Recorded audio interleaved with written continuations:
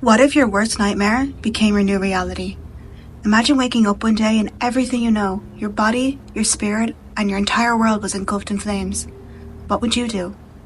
Would you break or would you rise? I had the amazing opportunity to sit down with the incredible author, Imee Warren, as she talked us through the release of her new book, telling us about her story of survival and revival in Fire and Faith. Everything will be linked down below as the book is now available for purchase. Please go show your support as she brings us along on her incredible journey. Do you get your guys? Rossa Crack Loly here, welcome back. Today I'm joined by an incredible guest, Imee, who wrote the amazing book, Fire and Faith. Good evening or good morning everywhere, because in my country I think it's early in the morning, but my name is Imee Warren and I wrote a book. It's my autobiography and also an inspirational book. I hope that you will get the book, and I promise you, you will be interested with my life. It's not only resilience or trials and obstacles. There's some fun of my life as well. So thank you so much. I've been invited with Miss Loly. It's really my pleasure to be in her channel, and I hope you guys, you follow her, and I wish you all the best. Oh, thank you. You're so sweet. This is such an inspiring story. It's really a story about survival and about community as well. It's really a story covering a lot of challenges in your life, mainly covering a horrific accident that did burn 41% of your body. Yeah, actually, it's really unexpected. Nobody knows what's gonna happen tomorrow or today after this, but if that situation happened to anybody, for example, for myself, I have a totally different point of view in my life. We always have choices to make. What I did, I chosen to be happy instead of miserable in my life, because these chances that I get from from God, I use it to spend more time with my family and happy, enjoy, instead of giving attention for what I felt right now. I'm not really healed yet, but I stopped complaining when I got this chance. So this is the message I wanted to tell everybody, that life is really too short. Yeah, and when you have a second chance, please don't take it for granted.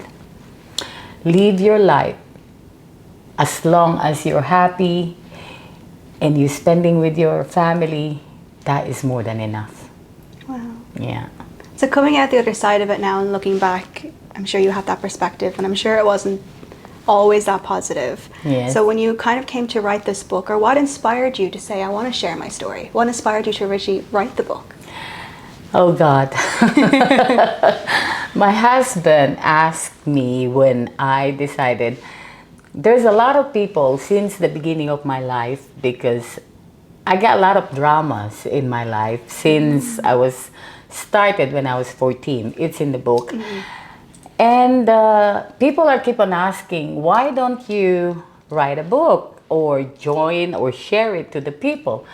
And I said, oh my God, I was young that time when I had the accident. Before, when you had an accident or you had some problems, obstacle in life, it happened to me. I don't know if it happened to you. I always blame God. I always ask Him, why me?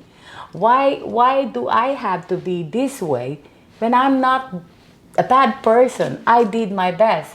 There's a lot of questions. You're young, After the accident, when I'm still here talking to you right now, I didn't ask Him. I just told Him, if you gave me another chance and you have a purpose with me and a mission, show it to me and I'll do it to you. That is why my husband asked me, are you sure you wanted to share your story to the world?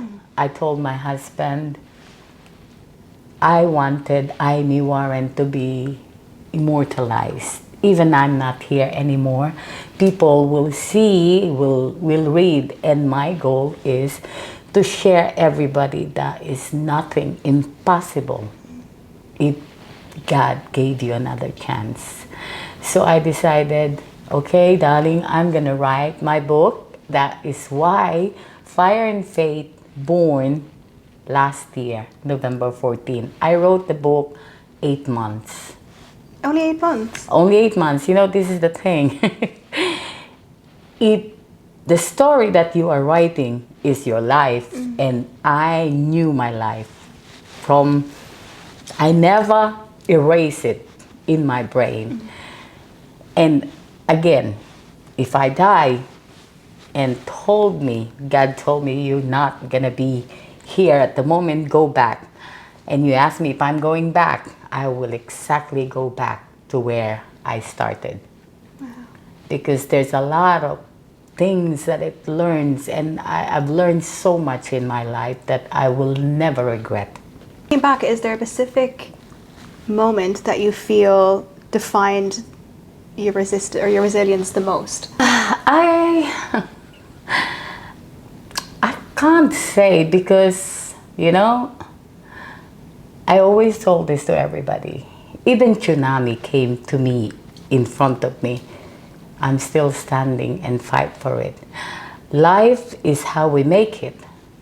Whatever road you're going, it's your own road.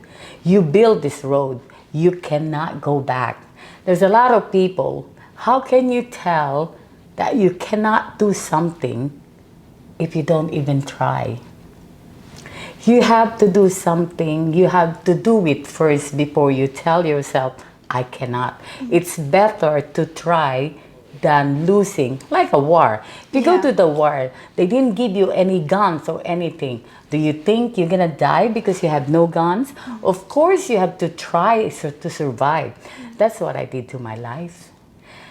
The first time I came in Dubai, that was 1996. There's no huge building in Dubai. But I look at Dubai as a big, big piece of gold. I will never change my mind not to go back, because, again, everything that I've been through with people who, you know, mistreated me or gave me, I will never get angry with them. You know why? I thank them, because if it did not do that to me, I won't be here. That is the way my mind thinks.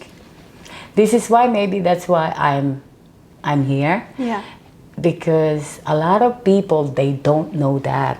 A lot of people think that if you have, in this situation, you'll be in the dark. There's no way out. There is always a way out.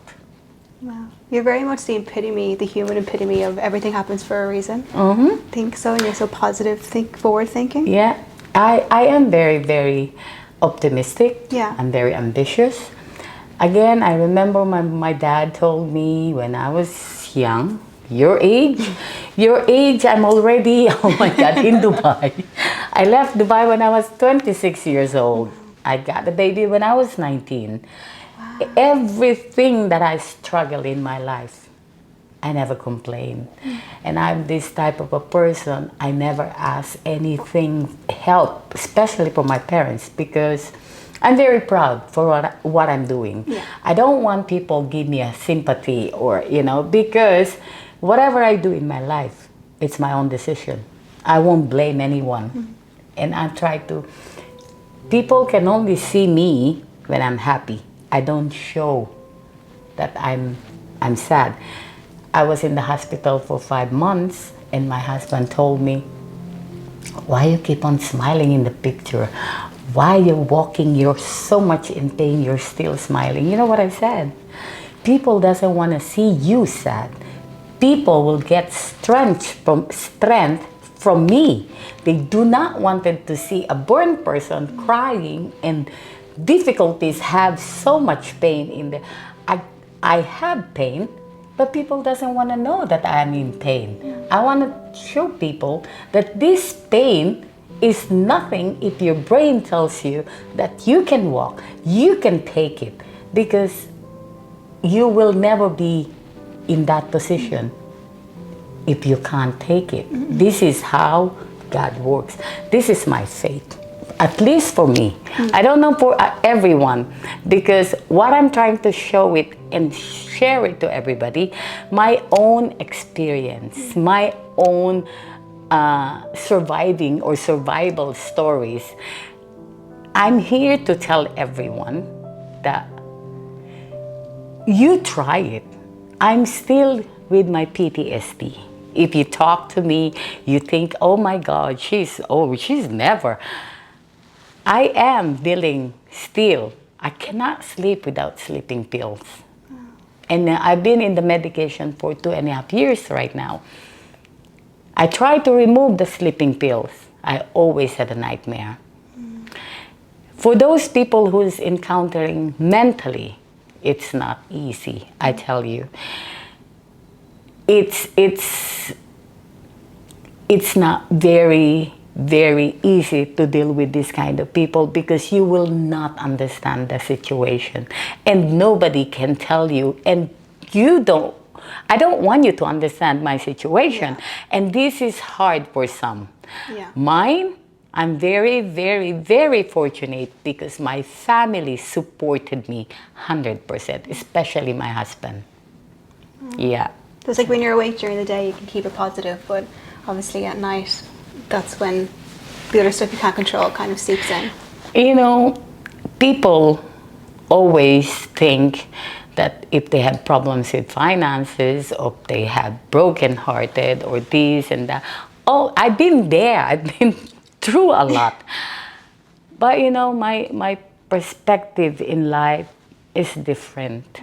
I always take it as a challenge.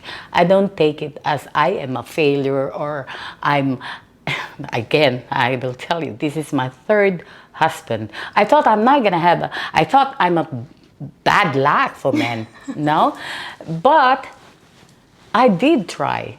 And I've been honest to myself and to the person that I wanted to be, share my life, you know? And they said, there's always a glory, third charm. It's better to have something to look forward to every single day. You can always make your life happy. People are confusing about happiness and enjoyment. Sometimes I ask them, are you really happy? And they will just suddenly, they say, oh, yeah, I'm happy. But honestly, they don't know what is happiness and enjoyment. Happiness is within yourself. Happiness, number one, is peace of mind. If you don't have a peace of mind, at the end of the day, you lay down in bed and you think, why I'm still not sure what am I doing in my life? Because I did that when I was 40. I don't know what I want. I did everything. I worked so hard in my life. At the end of the day, I feel sad and lonely because I don't know what I want. But I look at myself in the mirror and I said, okay, this is what I want. So when I met my husband, I was 45 years old. I told my husband, I don't want to work anymore. I'm retired. And it works. This is why my job is my husband. Oh. I took care of my husband until now. We promised something to each other because, you know, we love each other and we've been honest to each other. So yeah, I'm happy with my life right now. I love how you talk about happiness. I feel like I'm almost in therapy. I feel like I'm discovering things about myself as you're speaking. Yeah. So I'm like, oh, I do that. I try and find happiness in my next accomplishment rather than in myself. So it's very interesting that you say that. I'm contemplating my life now. That's like what you call word of wisdom. Yeah, I'm going to come out a new woman after this. You said that you wrote the book within 8 months. What was the most difficult chapter for you to write and why? Oh my God. I think there's probably a lot in that. You said that when I'm writing a book, on the chapter of 16 to 20, that was the chapter when I really... this book helps me a lot. because I cannot talk about the book in the beginning. I even adopted a dog. My dog is a service dog to me. It helps me a lot. Every time I talk about the book, now I broke down all the time. The most difficult for me to write a book is to repeat, because I have a proofreader. By the way, my proofreader is only my husband. So that book is from the bottom of both of our hearts. You know, it's hard for me to explain again and again and again what I've been through, mentally, emotionally. The worst part is physically. It's not easy. I will never even wish to my best enemy for whatever happens to me. In the book, in real life, I even been through, one day I told my husband, I can't do this anymore. Because you doesn't have a skin from here and up to below your breast. Every day, 6 nurses, 3 hours. They don't dressing, they're not cleaning. They're scrubbing my skin every day. So the moment the nurses comes, they're wearing a yellow gown. I'm already shaking because I know what I'm going through the whole day. Before, they will come every day, 12 in the afternoon. Before that, 11 o'clock in the morning, they'll prepare myself injection for the pain reliever. My husband is a physician. He prescribed morphine, maximum 5 milligrams. I'm in morphine, 25 milligrams. Every day, I still feel the pain. One day, there is one nurse, I remember his name is a very, very sweet nurse. He even cried and told my husband and the doctor, we cannot do this to Mrs. Warren. He cannot accept that I am in pain. And he suggested stronger than morphine. That's what you call Versed. But that one, my husband need to sign because I can lose my memory on that medication. Oh. In that particular time, I was in ICU for 8 days. This is why I don't even know why I'm still here talking to you. And, you know, I don't, you're my last interview, I never broke down. You're making me emotional. No. I'm getting teary-eyed. But I'm just trying to tell everyone, trials in our life, accident will change our life 2 seconds. That's why they call nick of time. But nobody wants an accident, right? Sometimes, this is why I said, it happened to me. I took for granted my life before. One problem, and I felt like I'm between, you know, big rocks and the world is on my shoulder. And then I forgot about this, and then I felt I just want to die. But when you are in that position, you don't want to die. Yeah. You know, it's number one, there's so many things in life that you don't even try it yet.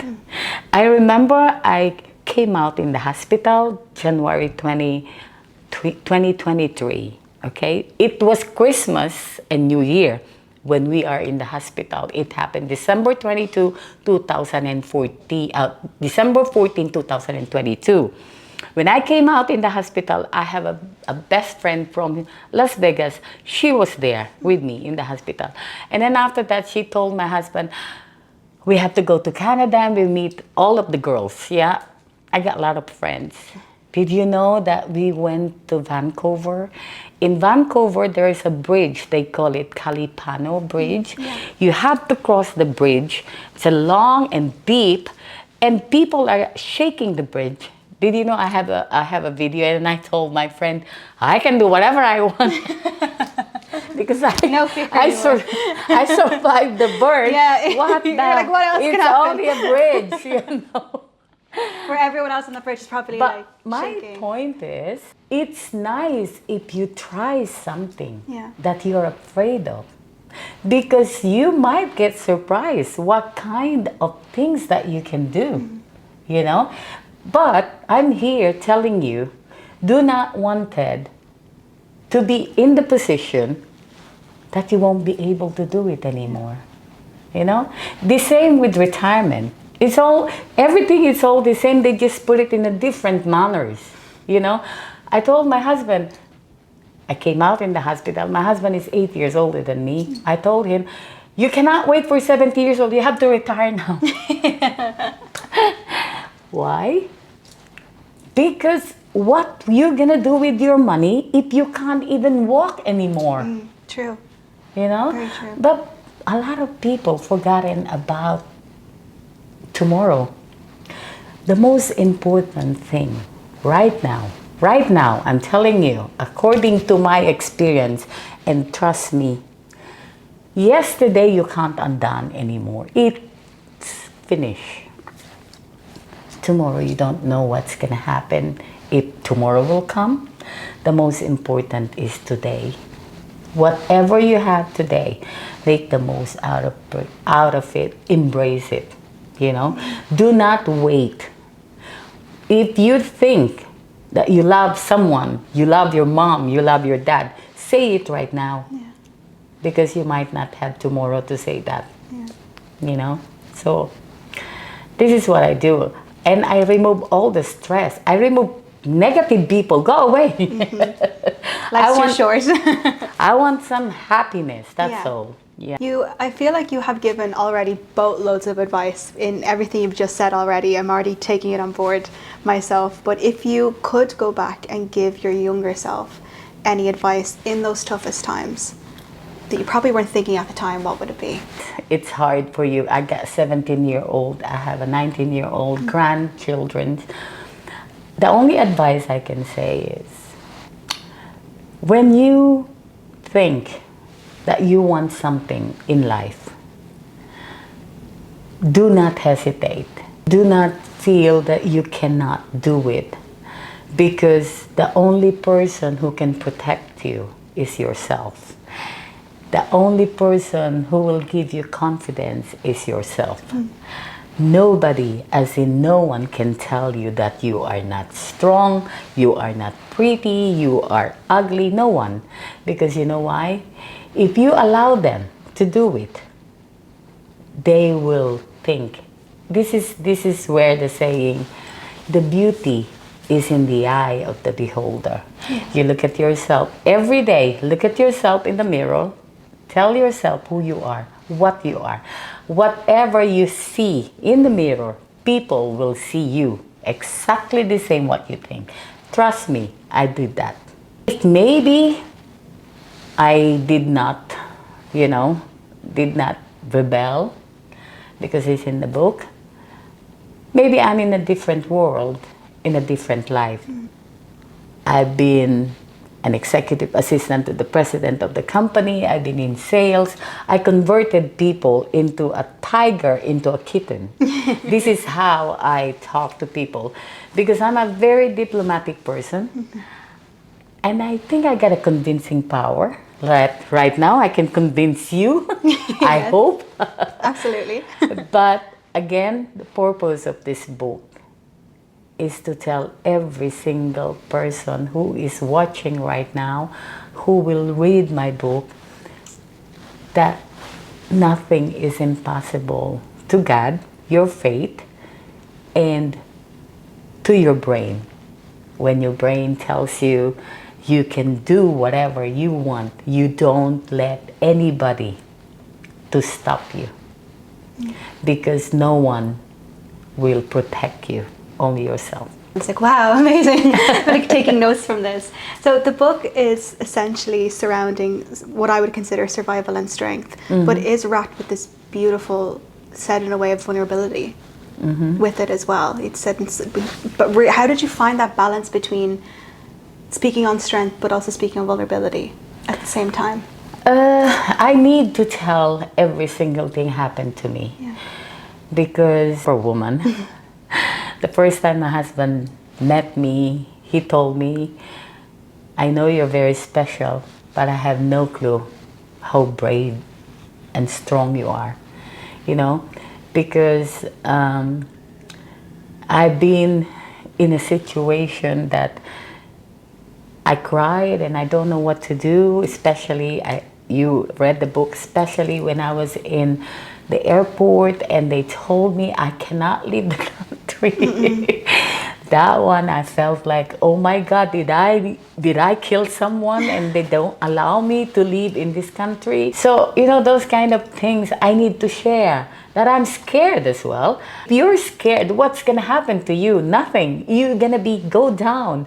So you might as well fight for what you or fear, you know? Because again, you can't tell anyone, I have no choice. You always have a choice. You just have to pick good or bad. I always made a good decision in my life. I never regret anything that I did in my life. Everything that I chosen. If I have money, I'll celebrate. If I have no money, I'll keep quiet, stay in my house, and I don't brag. You know why? Because I don't want people looking at me because I have this, I have that. No, I have friends. I don't pick friends because of what you drive or what you wear. Yeah. I pick friends. My friends is my treasure. That's the only treasure I have. Every time I have friends and met people, it doesn't really matter where you're from, where you came from, especially who you are before. That's not important for me. Important is I like you, we have things in common, and I will keep you for the rest of my life. This is how I treated people. It's all, you know, it's all the same for me. It's a testament, I think, to your personality, especially because you have experience in something like the UAE, especially with Dubai, how it is now. It's, when you find those people or those gems, your family, they really do become your family. That's true. I have people here who I trust in my life who are my family, ride or die. Well, I don't have my family here. So I feel like hopefully that will transition to what you have, like lifelong friends that will be there no matter what. You spoke a little bit or in the book about the cultural and the religious kind of expectations growing up. Has your perspective on those things changed over the years? No. When I came to Dubai, I'm a person who got lots of respect with anyone. When I chosen to stay in the Middle East, I respected their religion. You have two choices everywhere you go, in the Muslim country, in Europe, in Asia. It's either you dance with the music or you leave the place. That's all you have. Nobody will tell you what to do and stay. No. When I chose in Middle East, actually, everybody doesn't want to believe it. This is the most safest country I ever lived in my life. That was before. I don't know. No, I agree. It actually is. You see? Yeah, it definitely is. I know you will. Because I live now in Orlando. In Orlando, we have Mickey Mouse. We have Disney World. And still, I'm very, very careful. Because you can't tell, you can say, oh, that was dangerous. Wherever we were going or where we are, there's always a danger. So do not provoke anything. In Dubai, you can put your bag, leave it there, nobody will take. Why? 60% of the population is expatriates. Expatriate doesn't want to do anything because the moment they did illegal things, they're out of the country. They have no choice. That's what I'm saying. You have a choice. Be nice or be bad. Life is everywhere. They said you can get best of both worlds. When I went to US, my ex is British. I can't live in the United Kingdom. Why? Experience, yeah. When it's sunny, fine, but that is the place that I've been. There's 4 seasons in one day. Yes, absolutely. Like Right. I said, I'm from Ireland, so I completely get it. Yeah. Moving to Dubai, it's almost chalk and cheese. It's Yeah. very different, yeah. In United States, you can pick what or wherever places you want. You want to go sunny and hot, Arizona, Las Vegas. You want to go tropical, Florida. You want to go snowy, go to Colorado. You know, so there's a huge, massive country that you can go around. Now in the UK, so I made a decision to live in the state. You know, and I think I can call it home now because where my husband, you know, everybody say, where's your home? Oh, my home is Philippines. No, your home should be where you are happy with. It doesn't really matter you're in your own country where you were born. It has to be you have a peace of mind and you're happy to live with someone you love. Yeah. Yeah, that's home. For you, I think you are still searching. Yeah, I'm figuring it out. But like Yeah. they say, home is where the heart is. Yes. So I think, Yeah. like home will always be home, but that doesn't mean that you can't Yeah. explore what else that That's means somewhere true. else. You describe your relationship with your mom being very Oh. loving and a bit critical. So if you don't mind me asking, how has your Oh, God. relationship with her kind of shaped your own journey in motherhood? My mom passed away 2021. Oh, I'm so sorry to hear that. Yeah. Actually, I'm the only girl in the family. My mom loves me. I know that. I know that. But the thing is, we can't look eye to eye. She instead of being proud of me, she competed on me as if, you know, because I'm a daddy's girl. Maybe I'm wrong because we have no chance. I have no chance to spend more time with my mom, but I'm very, very, very grateful for my mother because she is the one who took care of my 2 children, my 2 kids. And my 2 kids grown up with so much respect. We have a very, very strict culture. That was before, not anymore. Because again, the world changes so much. Which is sometimes I'm scared. I have a 5-year-old right now that sometimes she will say, I don't want to join because Mommy Imee annoyed me. 5 years old. Ooh. Did you? And I'm shocked. Yeah, you know? so grown up already. It's totally different. Yeah. The way children thinks, they're on iPads, they're on YouTube. There's so many things that they can see that before, when we are young, when my mom yelled, everybody had to go inside the house and scared, you know.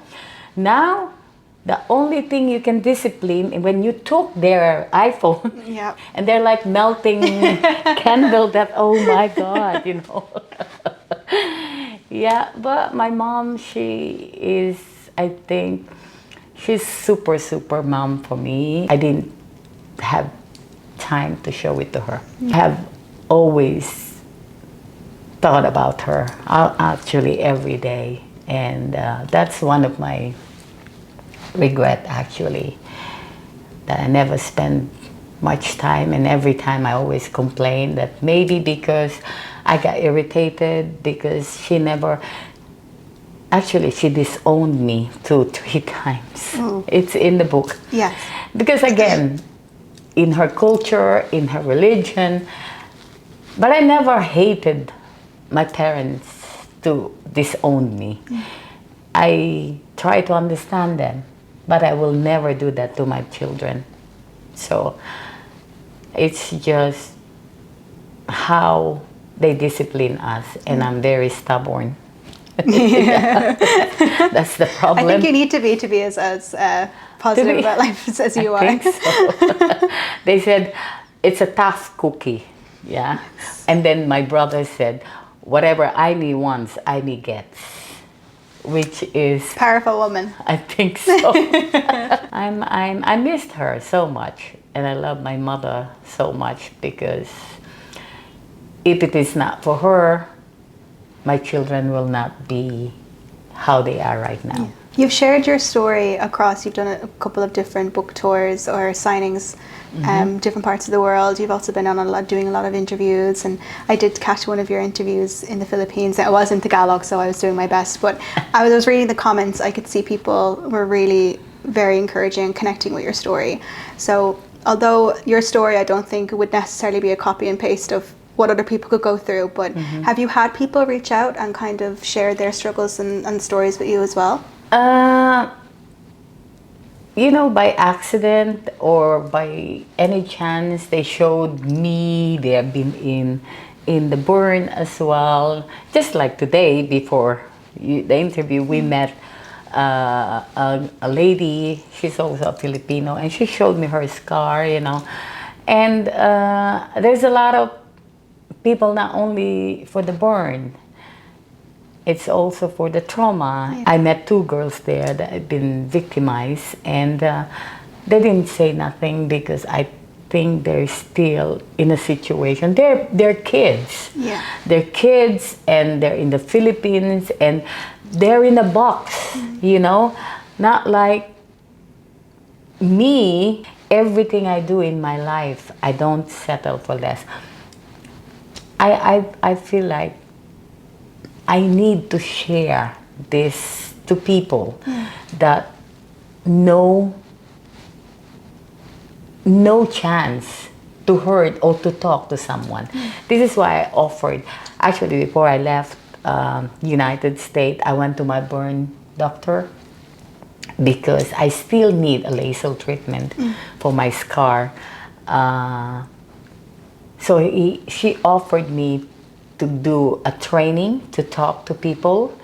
It's a big society. It's called Phoenix Burn Society, and I need a certificate to do that so I can inspire people. That's what my next project is. I wanted to talk to people, give some advice to people, and show them that we can do it together. We can do it. I'll be there, and not to heal, of course, but to guide. How can you be in my situation right now as if nothing happened, and my personality and my brain or my mentality, I always looking forward for something positive. Negative, I prepared myself for the worst scenario. That's why I have plan A, plan B, plan C, plan D. Why? You have to. Yeah. You can't just stick for one thing and then what happened for the worst. I think this is effective for me. Every time, I remember when I was young, I even had a panel interview, 7 people asking me exactly the same question, different phrases or whatever. Why? Because I'm Asian, and my competitor is a German girl, and they're not sure. She's very expensive. I'm cheap. I'm Asian, and the job is guest services manager, which is you have 15 staff. So they grilled me. Actually, I am grilled. Oh my goodness. But I have to be honest to people. Sometimes when I had an interview, and this is real, they don't tell me how much they're gonna pay me. I tell them how much you pay me, and I make them, because I know my capability. I know I'm an asset of the company, and nobody will tell me that I can't do nothing. How can you tell me that I can't do it if you don't try? And sometimes I offer that if you're not happy with me, you don't need to fire me. I resign immediately.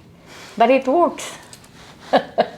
I need to have you with me at all times in my life. I feel like you need to come with me to every venture I need to do. I was going to ask, that was going to be my last question, and you did answer it basically with what would be your next step. What is your next? Oh God.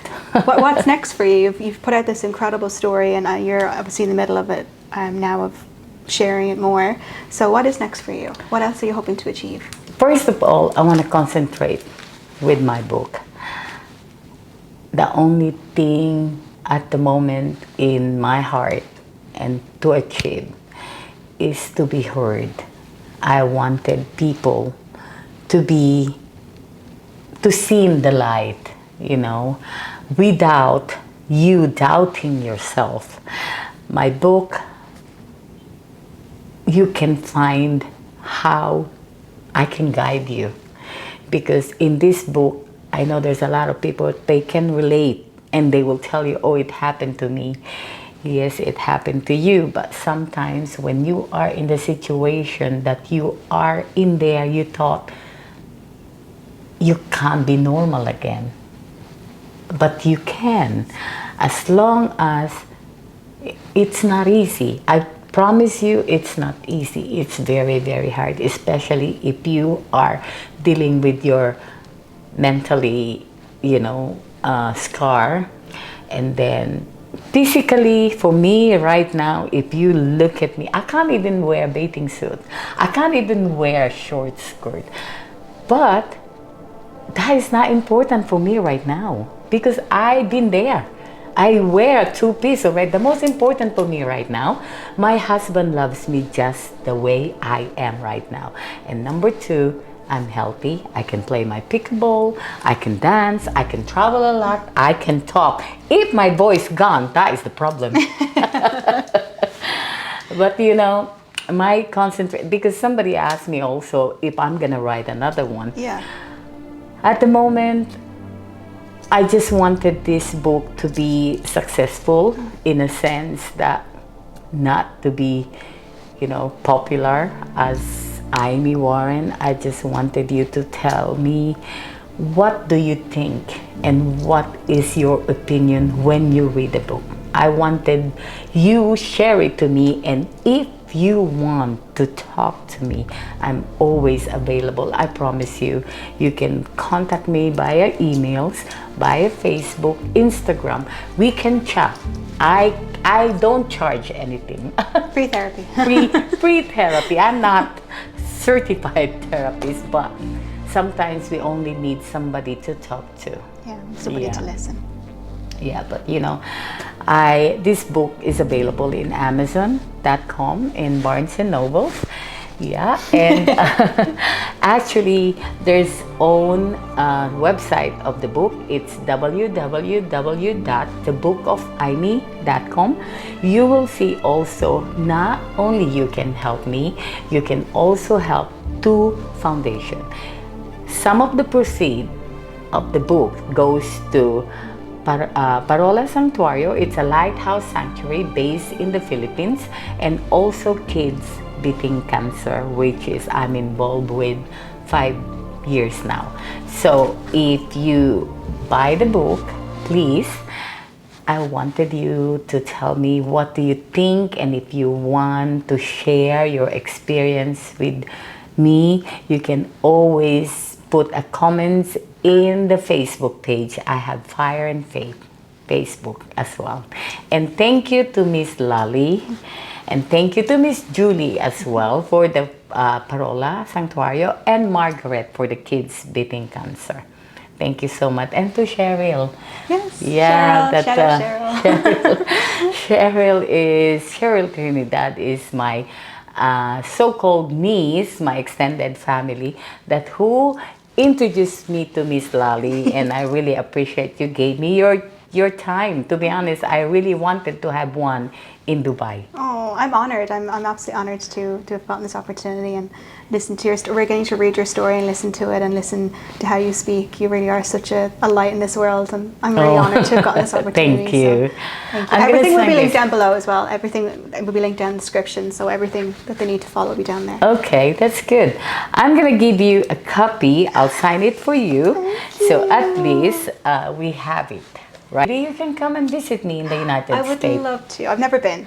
Oh, never been? Never been. So oh my God. I'll definitely okay, I'm gonna show it to the world. You are most welcome to stay with me. Oh, thank you. The house that I've been living right now, the accident happened there. Oh, wow. Yeah, I said to the other interview, it's a brand new house when it happened. Yeah. I was there only for a year, and it happened in the Lanai. Actually, my hospitalization is in YouTube. If you type Imee Warren tragedy, it's all in there. And my first walk, my first climb, and because my granddaughter compiled every single video during that event, because it's a little bit harder to understand what is 41% burn victim. In the video, it gives you a little bit of understanding what happened to me. So it's in there, and you're most welcome to come over. You have a driver, you have a chef. Board and lodging is free. You just come to the US, and that's it. I have a 3-guest room in the house, and I live on the lake. So amazing! You will love it. I will be there. I'll show up to the door one day. Oh, hello, please, you let me know. Easy. Hello. more guests. Thank you so much. I really appreciate that you did this to me, and thank you so much. Oh, you're so sweet. Thank you so much. I got emotional on stage. I was like trying to hold back tears. I was like, "Whoa, beautiful!" And it's very interesting how you have such a positive outlook on life. I know it's not the same by any means, but I have a sister who's severely cerebral palsy. So I think when you grow up in a situation like that, I've similar things said to me. You know, you realize that there's bigger things in life. Yes. You know, and like sometimes it's normal and it's a human experience to make a mountain out of a molehill. Like, of course, there's going to be things that get to you that don't really matter, but I think a huge part of the best parts of myself have come from watching her growing up. Yeah. Like, she always has a smile on her face. It's incredible. And it's really nice to meet people like that. Such a positive outlook. You know, I'm so happy that I hope people can learn something from my interview right now, and I hope that this book will help you a little bit. I know I'm not a healer, to be honest with you. I just wanted to show it to you. There is more in life if you just give yourself a chance. Yeah? Everything will be linked down below. Everyone, please go. Go buy it. Go read it. You have to experience this. It's incredible. Never give up. Yes, basically never give up. Yeah. Thank you so much, Miss Loly. I really appreciate it. It's my pleasure to be in your show, and if you want, we can do it again on Zoom, or you can come and visit me. But next year, I'm going to be in the Philippines and passing by Dubai again. Okay, perfect. Yeah. Okay, well, we'll figure either the US, maybe I'll be in the Philippines when you're there, or be back in Dubai. Yeah, so if you're in the Philippines, I'll introduce you to some of my, I don't know if you know Kelly Day. Hi, Kelly. Yes. Kelly Day, she's an actress. Yes, you know her, right? Yeah. You met her? No. She's also one of my nieces, my extended family. She's in the book. Her mom, Lenny Day, is my best friend. Oh, I never even made that connection. The one who took me from the hospital in Emirates, she's the one. I stayed with them for 3 months. Oh, wow. Yeah. So everything is in the book, in the story. There's a lot of people involved in my life. Yeah. You mentioned Lynn there. Yeah. It's me. Go read it. Get all these hidden gems. It's fun. Thank you. I really appreciate it. Bye, guys. Bye.